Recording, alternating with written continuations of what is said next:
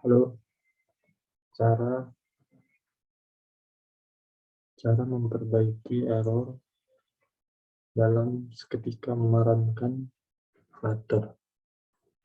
Di sini katanya error ADB with satu axis exit code.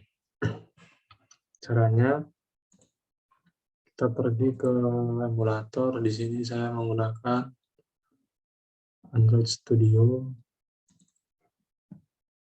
untuk memperbaiki errornya.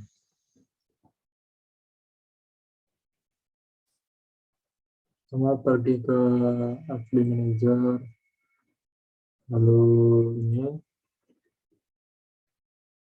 tinggal klik, lalu wipe data. Nice.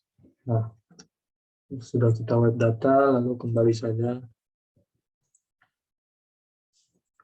Kita pilih Start Nexus.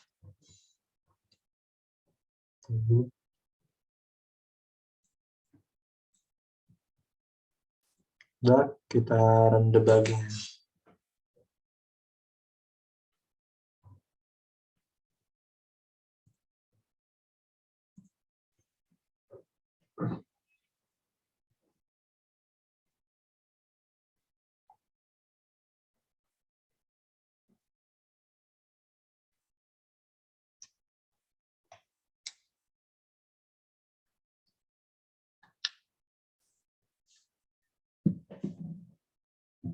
Sudah, errornya sudah tidak ada. Sekian cara mengatasi error ADB exit kode 1.